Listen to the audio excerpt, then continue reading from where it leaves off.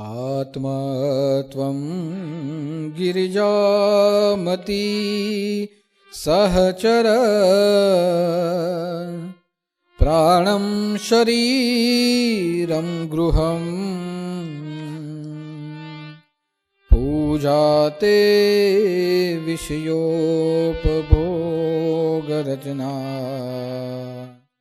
निन्द्रा समाधि स्थिति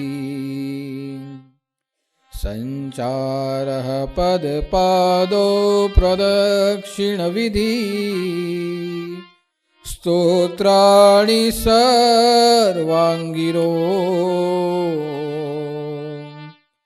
यदात् कर्म कुरोमि तव अखिलम् शम्भूतवारार्चनम्।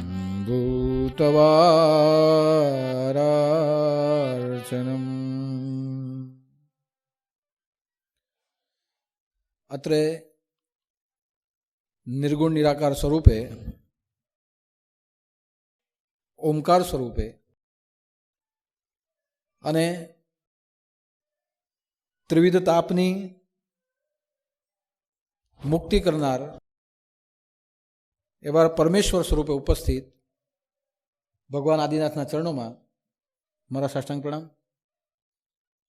तेमज जेमनी कृपाथी आपणा जीवन ने शिव स्वरूपનું જ્ઞાન થયું છે એવા સદગુરુના ચરણોમાં મારા સાષ્ટાંગ પ્રણામ અને અહીં ઉપસ્થિત તમામ નાથભક્તોને મારા જય ઉદૂત। આપણે સૌ ભક્ત છે અને ભક્તનો ધર્મ છે કે ભક્તિ કરવી, પણ ભક્ત પોતાનો ધર્મ ક્યારે બજાવી શકે, ભક્ત ભક્તિ ક્યારે કરી શકે કે જ્યારે એના જીવનની અંદર ભગવાનનું અસ્તિત્વ હોય। એટલે એવું કહી શકાય કે ભક્ત, ભક્તિ અને ભગવાન આ ત્રણે એક જ માળાના ત્રણ મણકા છે। ભગવાન ન હોય તો ભક્ત ન હોઈ શકે અને ભક્ત ન હોય તો ભક્તિ શક્ય નથી। ભક્ત ન હોય તો ભક્તિ ન હોય અને ભક્તિ ન હોય તો ભગવાનની પ્રાપ્તિ નથી। ભક્ત અને ભગવાન બંને હોય પણ જો બંનેની વચ્ચે ભક્તિનો ભાવ ન હોય તો આધ્યાત્મ શક્ય નથી। એટલે ભક્ત, ભગવાન અને ભક્તિ આ ત્રણે એક જ માળાના મણકાઓ છે। કોઈ પણ એકને છૂટો પાડો તો અધ્યાત્મ માર્ગ અધૂરો રહી જાય છે। આ ત્રણ જ્યાં સુધી જોડાયેલા છે ત્યાં સુધી અધ્યાત્મ છે, ત્યાં સુધી પ્રાપ્તિ છે, ત્યાં સુધી શાંતિ છે, ત્યાં સુધી આનંદ। પણ આ ત્રણ એકબીજાથી જો છૂટા પડી જાય તો શાંતિ અશાંતિમાં ફેરવાઈ જાય। આનંદ એ સુખ સુધી જ રહે છે અને આધ્યાત્મ એ અધોગતિના માર્ગે જતું રહે છે। માટે જરૂર છે કોઈ પણ કારણોસર, પ્રસંગોસર, સંજોગો અનુસાર ભક્ત, ભગવાન અને ભક્તિ આ ત્રણ એક સાથે થતા। આજે આપણે આપણા પોતાને ભક્ત કેવડાવીએ પણ ભક્ત ખાલી ભક્તિ કરીને બની જવાતું નથી। ભગવાન પ્રત્યેની કેટલી ફરજો એ આપણા જીવનમાં હોય જેને સમયે સમયે આપણે નિભાવવાની હોય અને જ્યાં સુધી એ સમયે સમયે ફરજો નિભાવતા નથી ત્યાં સુધી આપણે પોતાને કહેવા માટેના ભક્ત છે, કરવા ખાતરની ભક્તિ છે. પણ જે ભક્તને માન્ય ગણવામાં આવે એવા અનન્ય ભક્ત આપણે બની શકતા. એટલે તમે જોયું હશે કે ભક્તિ બધા કરી શકે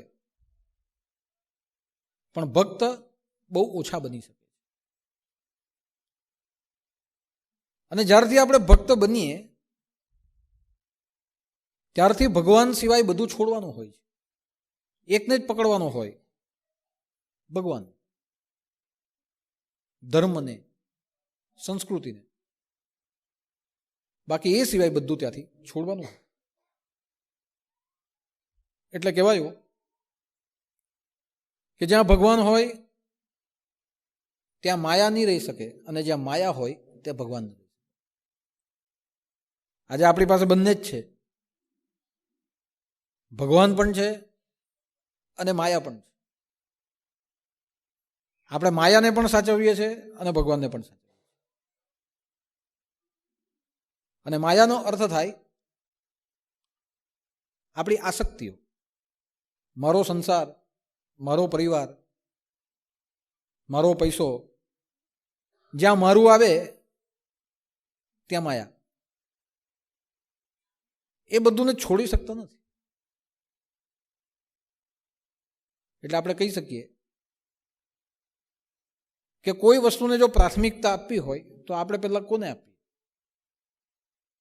આજે અહીંયા ગુરુવાર છે, 52 ગુરુવાર આપણે ભરવાના છે. હવે 52 ગુરુવાર ભરવાના છે તો પ્રાથમિકતા કોને આપીએ? તો 52 ગુરુવાર જ્યાં ભરવાની વાત હોય ત્યાં પ્રાથમિકતા સૌથી પહેલા આપણા સંસારને આપણે આપીએ. કે મારા ઘરમાં કોઈ પ્રસંગ તો નથી ને, આજે હું ગુરુવારે આશ્રમમાં જાઉં છું, મારા પરિવારમાં કોઈ પ્રસંગ તો નથી ને, મારી આજુબાજુ કોઈ તહેવાર તો નથી ને, મારા સગા સંબંધીને ત્યાં કોઈ વ્યવહાર તો નથી. જો આ બધું ન હોય તો પછી સત્સંગ છે. અને પછી જ આપણે સત્સંગમાં જઈએ. પણ બહુ ઓછા ભાગે એવું બને છે કે ના, આજે મારો સત્સંગ છે એટલે આજે મારે બીજા કોઈ તહેવારમાં નથી જવું, આજે મારો સત્સંગ છે એટલે બીજા કોઈ વ્યવહાર કરવા મારે નથી જવું, આજે મારો સત્સંગ છે એટલે આજે મારે બીજા કોઈ સંબંધમાં નથી ઉતરવું. પણ એવું બહુ ઓછું બને છે. વ્યવહાર છે, તહેવાર છે, કંઈ કાર્ય છે કે સામાજિક કોઈ કાર્ય છે કે આ બધું જો ન હોય તો પછી સત્સંગ છે આપણે. એટલે આપણને ભક્ત તો કેવડાવીએ પણ આપણી સાથે જે બધું જોડાયેલું છે તેને થોડો વાર પૂરતું પણ આપણે બાજુ પર મૂકી શકતા નથી. એટલે મહાભારતના કાળમાં ભગવાને દ્રૌપદીને કીધું કે તારી જેમાં માયા છે, જે તારો સંસાર છે, એ બધાની પહેલા તું મદદ માંગી જો. અને જો બધા તને મદદ આપી દેતા હોય તો મારા સુધી આવતી નહીં. અને જો તને કોઈ મદદ ન આપે તો પછી તું મારી પાસે આવ. એટલે દ્રૌપદીએ જ્યારે ચીરહરણ થતું હતું ત્યારે દ્રૌપદીએ જ્યાં જ્યાં માયા હતી ત્યાં ત્યાં એણે મદદ માંગી. ભીષ્મ પાસે માંગી, દ્રોણ પાસે માંગી, પોતાના 5 પતિ પાસે માંગી. પણ જ્યારે કોઈએ મદદ આપી નહીં ત્યારે પછી ભગવાન પાસે મદદ માંગી. એટલે ભગવાને ત્યારે એને સ્પષ્ટ કીધું કે પહેલા તું તારી માયા છોડ અને પછી તું મને પકડ. એટલે જે ચીરહરણ હતું એ ચીરહરણ કથાની દ્રષ્ટિએ હોય, પણ જો ભાવાર્થની દ્રષ્ટિએ વિચારો, આધ્યાત્મની દ્રષ્ટિએ વિચારો તો આ ચીરહરણ નથી, આ માયાનું હરણ. કે જ્યારે જ્યાં જ્યાં માયા છે તેને હું હરી લઉં છું, તું ત્યાં ત્યાં જા. અને તે દિવસે દ્રૌપદીની બધી માયાનું હરણ થયું. બધી જ જગ્યાથી દ્રૌપદીની આશા, અપેક્ષા છૂટી ગઈ. અને પછી એણે ભગવાનને યાદ કર્યા તો ત્યારે ભગવાને આવીને એની મદદ કરી. અર્જુનને પણ ભગવાને એ જ કીધું છે કે અર્જુન, તું જો મારી સાથે આવી જાય તો હું તને વિજય બનાવું, તારા માથાની ઉપર વિજયનો મુગટ પહેરાવું, પણ તું મારી સાથે આવ. જ્યાં સુધી તું મારી સાથે નથી અને જ્યાં સુધી તું તારા સંબંધોની સાથે છે ત્યાં સુધી હું તને એક યોદ્ધા બનાવી શકું, પણ તને કાર્યનો કાર્ય કરતા એટલે મહાપુરુષ હું બનાવી શકું નહીં. એટલે ઘણા બધા મતભેદો હોય છે અને ઘણા બધા મતભેદો યુદ્ધના મેદાનની વચ્ચોવચ્ચ અર્જુન મૂકે છે. તર્ક વિતર્ક થાય, મતભેદો થાય અને છેલ્લે અર્જુન બધાને પડતા મૂકીને ભગવાનના પક્ષની અંદર આવીને બેસે. એટલે ભગવાન એમનેમ કોઈના પક્ષમાં થતો નથી, પણ જે ભગવાનના પક્ષમાં જાય ભગવાન એના પક્ષની અંદર રહે છે. એટલે કહેવાયું છે કે જ્યાં માયા છે ત્યાં ભગવાન નથી. જ્યાં તમે એમ કહો કે આ મારું મારું મારું, ત્યાં સમજો એ નથી. પણ જ્યાંથી તમે એમ કહેવા માંડો કે આ મારું કંઈ નથી, ભગવાન બધું જ તારું છે, ત્યાંથી ભગવાનની શરૂઆત થાય. એટલે ભક્તને ભક્તિ જોઈએ તો ભક્તિ કરવા માટે સામે ભગવાનની પણ આવશ્યકતા. આજે વર્ષોથી આપણે ગુરુવાર ભરીએ છીએ તો આપણા સદગુરુએ આપણને માયા છોડવાનો એક સહજ માર્ગ બતાવ્યો છે કે એક ઝાટકે છોડવાની નથી, એને ધીમે ધીમે ધીમે કરીને આપણે છોડવાની. એટલે અઠવાડિયાનો એક ગુરુવાર, મહિનાના 4 ગુરુવાર અને વર્ષના 52 ગુરુવાર, જેમ જેમ જેમ જેમ બીજું બધું છોડીને ગુરુવાર ભરવા તરફ આપણે આવશું તેમ તેમ જે પણ આપણી માયા છે, જે પણ આપણો મોહ છે, તે ધીમે ધીમે આપણો છૂટતો જશે. અને આજે આપણો મોહ એવી રીતે છૂટ્યો કે સૌથી પહેલું કંઈ પણ હોય તો આપણે ગુરુવારને મહત્વ આપીએ. એટલે તમે પણ તમારા ઘરની અંદર જ્યારે કોઈ પણ પ્રસંગ ગોઠવો તો તમે જોતા હશો કે ભાઈ કંઈ પણ ગોઠવે તો રહેવા દે, પણ ગુરુવારે નહીં ગોઠવતું. લગ્ન ગોઠવવાનું તો વાંધો નહીં, પણ ગુરુવારે નહીં ગોઠવતું. કશે જવાનું હોય તો વાંધો નહીં, પણ ગુરુવારે નહીં ગોઠવતું. જવાનું હોય તો વાંધો નહીં, પણ ગુરુવારે આવી રહેવાય એવું કંઈ ગોઠવવું જોઈએ. એટલે આપણે પણ એ કરતા થઈ ગયા કે ગુરુવારને મહત્વ આપતા થઈ ગયા. એનો અર્થ એમ થયો કે આપણે ભગવાનને મહત્વ આપતા થયા. એટલે આપણા સદગુરુએ આપણને સહજાસહજ ભગવાન પ્રાપ્તિનો માર્ગ એક સારા પ્રયોગ દ્વારા આપણા જીવનની અંદર ઉતારી દીધો. અને જ્યારે સારા પ્રયોગથી સહજાસહજ આપણી અંદર આ બધું ઉતરે છે ત્યારે આ જે નિયમ છે તે નિયમ આપણો સંકલ્પ બને છે અને સંકલ્પ એક દિવસ સિદ્ધાંત બને છે. આજે માણસ એના સિદ્ધાંતની વિરુદ્ધ જતો નથી. કદાચ સંકલ્પ કરે તૂટી જાય, કદાચ નિયમ કરે તૂટી જાય, પણ માણસનો જે એક સિદ્ધાંત હોય એ સિદ્ધાંતની અંદર જ મોટે ભાગે રહી. એટલે નિયમ સંકલ્પ બને અને સંકલ્પ જ્યારે સિદ્ધાંત બને ત્યારે કોઈ પણ કાર્ય કરવાની સિદ્ધિ આપણી પાસે. આજે તમે જે 52 ગુરુવાર ભરો, આ 52 ગુરુવાર તમારી સિદ્ધિ છે. લાગ લગાડ તમે 52 ગુરુવાર સુધી આવો એટલે શું કહેવાય? આ સિદ્ધિ. 52 ગુરુવારે નિતનેમ કરે પાઠ 52 સપ્તાહ. એમાં પણ 52 ગુરુવાર જ લખાયેલા છે. 52 ગુરુવારે જે નિત્ય પાઠ કરે તેને બધું જ પ્રાપ્ત થાય.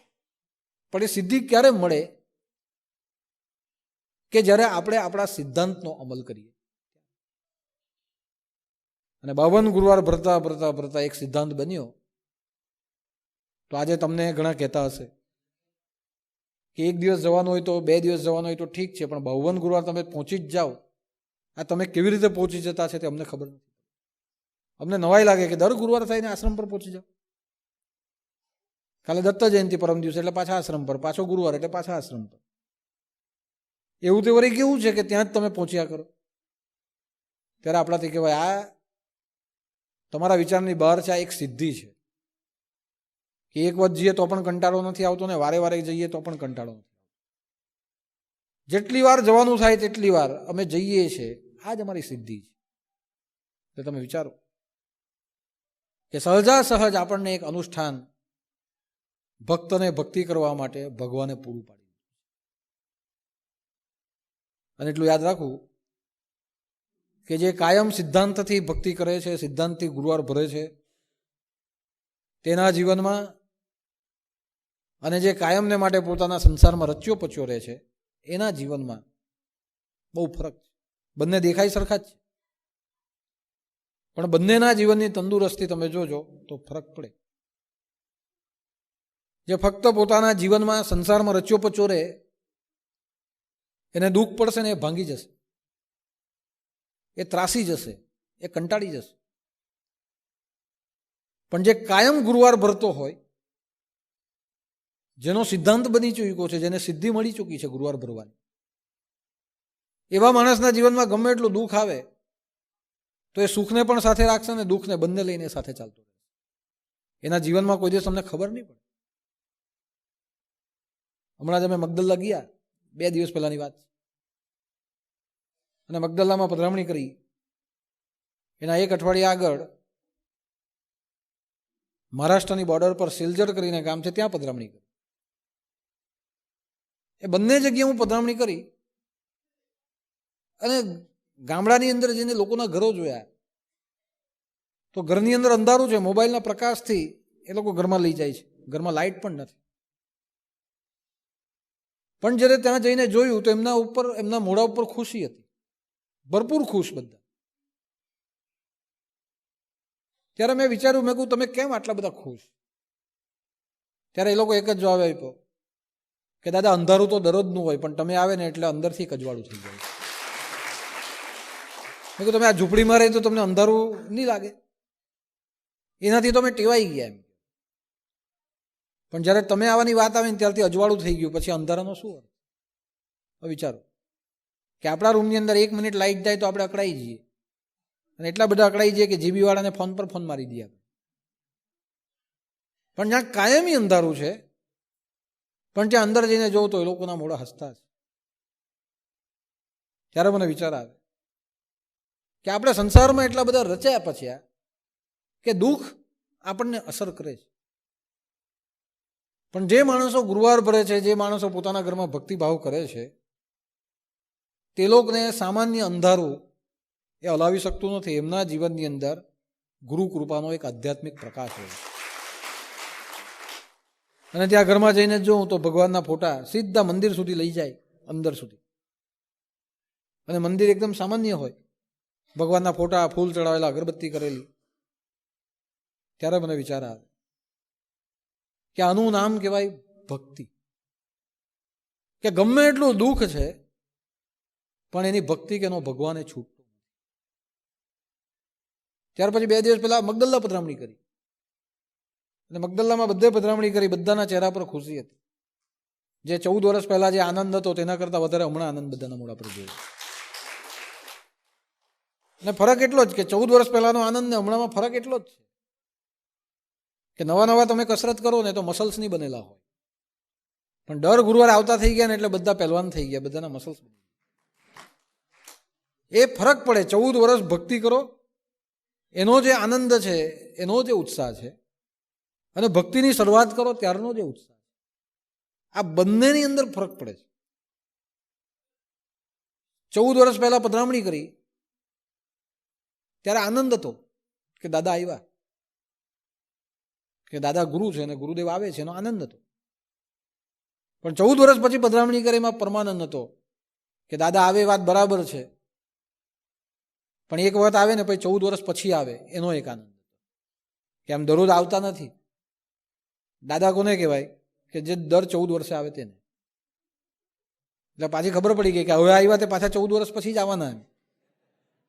એટલે એ જે આનંદ છે 14 વર્ષ પછી, 14 વર્ષ પછી, 14 વર્ષ પછી, અને હું તો અનુભવ કરી લીધો બંને જગ્યામાં. કે ગામડે કેવડાવેલું સિલજર કે કંઈ બનાવતા નહીં, ખાલી ચા પાણી રાખજો. અને ત્યાં જઈને જોઉં તો 16 ગાળાનો મંડપ, 500 માણસ બેઠેલું, સ્ટેજ તૈયાર થઈ ગયેલો, માઇક મુકાઈ ગયેલો. અને જોયું તો પછી એ લોકો જ કે દાદા કહેજો બધાને કે જમીને જાય. હું તમને કીધેલું ને આપણે જમવાનું નહીં ગોઠવવાનું.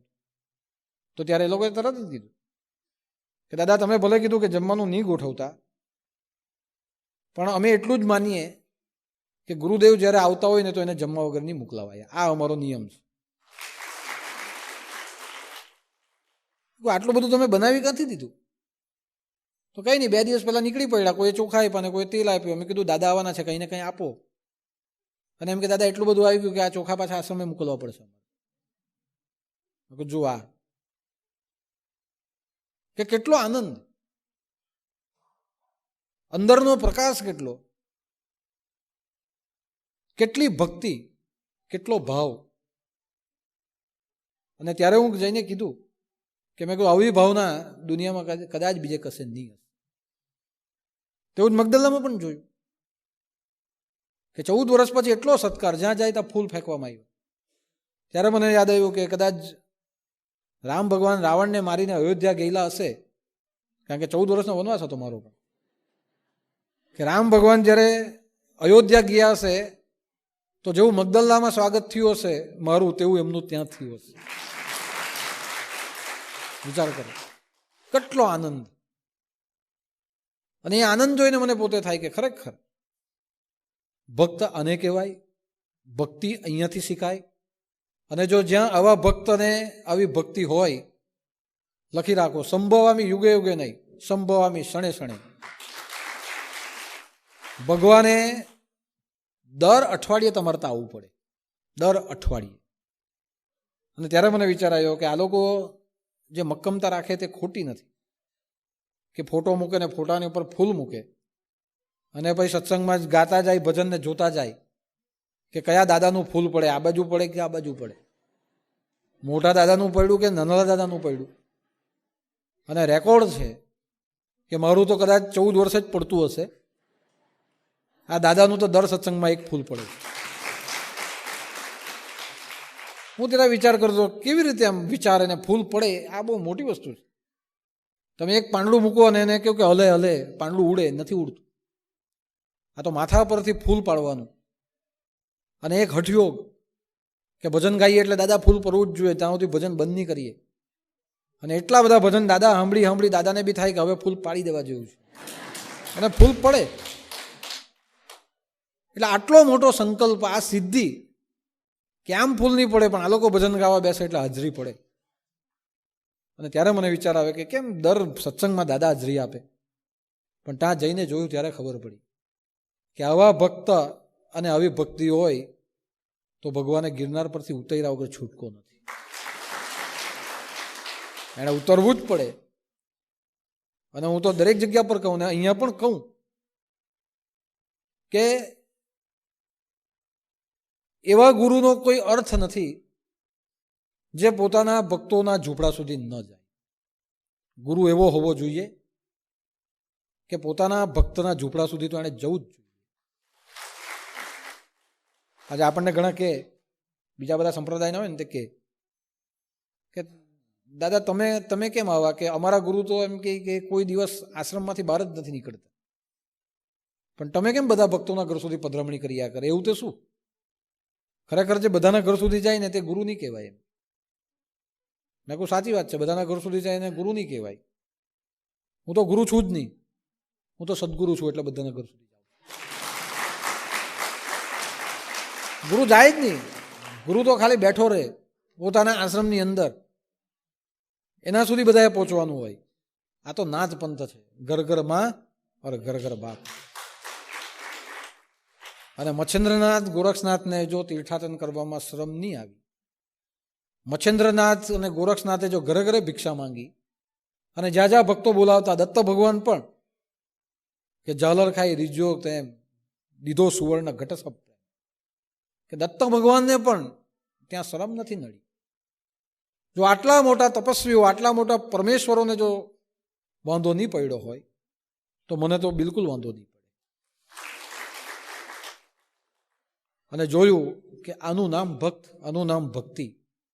અને જ્યાં ભક્ત અને ભક્તિ હોય ત્યાં ભગવાને આકાશમાંથી પણ ઉતરવું પડે છે. ગિરનાર તો બહુ નાનું કહેવાય, ભગવાને બ્રહ્માંડમાંથી પણ નીચે ઉતરવું પડે. અને જ્યાં ભગવાન ઉતરે જ કેમ? કારણ કે ભક્ત, ભગવાન અને ભક્તિ આ ત્રણે એકબીજા સાથે જોડાયેલા હોય.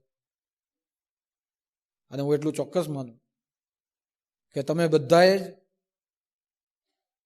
ભક્ત પણ બન્યા, ભક્તિ પણ કરી અને ભગવાનને તમારા ઘર સુધી તમે રાખ્યા છે આજ સુધી, દરેકે દરેક જણાએ. અને એનું તાત્પર્ય એક જ વસ્તુ છે કે આપણા ગુરુએ આપણને એવી જ આદત પાડી. માટે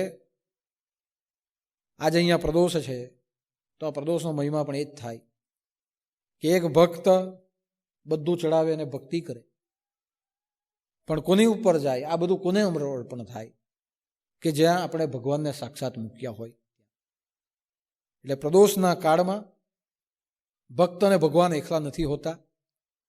પ્રદોષના કાળમાં ભક્ત, ભગવાન અને ભક્તિ આ ત્રણનો સમન્વય. પ્રદોષના કાળ માટે એવું કહેવાય છે કે જ્યારે પ્રદોષનો કાળ હોય ત્યારે ભગવાન નૃત્ય કરે, તાંડવ કરે. ત્યારે મને ઘણી વખત વિચાર આવતો કે કેમ પ્રદોષના કાળમાં એવું તો શું કે ભગવાન પ્રદોષના કાળમાં તાંડવ કરે? કારણ કે નાચવાનું મન પણ થવું જોઈએ. તો દર પ્રદોષના કાળમાં ભગવાનને વગર લેવે દેવે કેવી રીતના નાચવાનું મન થાય? પણ જ્યારે હું પોતે અનુભવ્યું ત્યારે હું માનું છું કે ભક્ત જો યોગ્ય રીતે ભક્તિ કરતો હોય તો સામે ભગવાન 100% નાચે જ છે. અને પ્રદોષનો મહિમા છે કે પ્રદોષ કાળમાં શંકર ભગવાન નૃત્ય કરે. એ નૃત્ય કેમ કરે? તો ભક્ત ભક્તિ કરે એટલા માટે.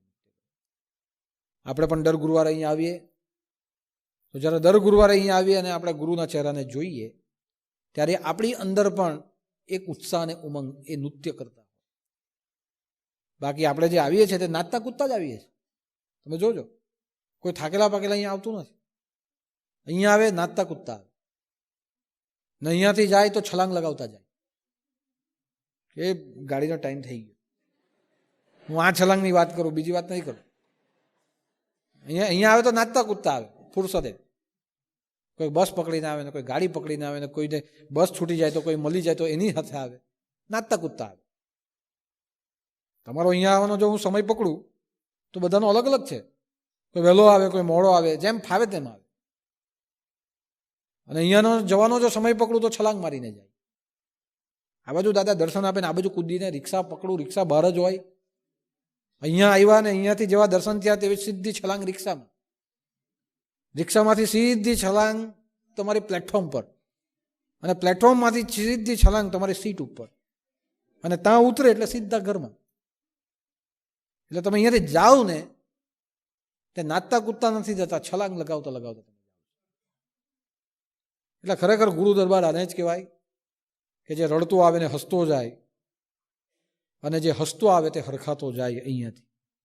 તેમ જે નાચતા કૂદતા આવે તે છલાંગ લગાવતા જાય અને છલાંગ લગાવવાની જેને તાકાત મળી જાય એ જ ગુરુ દરબાર, કે અહીંયાથી બધાની છલાંગ લાગે છે. જ્યારે દુઃખી હતા ત્યારે આવ્યા અને ગુરુદેવના સાનિધ્યમાં આવ્યા પછી એવી શક્તિ આવી કે દુઃખમાંથી પણ આપણે છલાંગ લગાવી અને સુખ તરફ ગયા. એટલે ગુરુ દરબાર એનું જ નામ કે જ્યાં ભગવાનની પ્રાપ્તિ થતાં હનુમાનજીએ જેમ છલાંગ લગાવી તેમ આપણે પણ છલાંગ લગાવીને આગળ વધીએ. તો આજના ગુરુવારે પ્રદોષકાળ નિમિત્તે ભગવાનના ચરણોમાં એટલી જ પ્રાર્થના કરીએ છીએ કે અમે ભક્ત છે અને મનથી ભક્તિ કરીએ છીએ. અમે જે પણ કંઈ ભક્તિ કરીએ છીએ તે ભક્તિ અમારા ગુરુદેવે શીખવેલી એ પ્રમાણે જ કરીએ.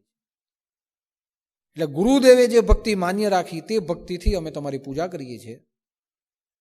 તો સદાને માટે તમારું અસ્તિત્વ, તમારું રૂપ, તમારું પ્રાગટ્ય, તમારો સાક્ષાત્કાર અમારા હૃદયની અંદર રાખજો.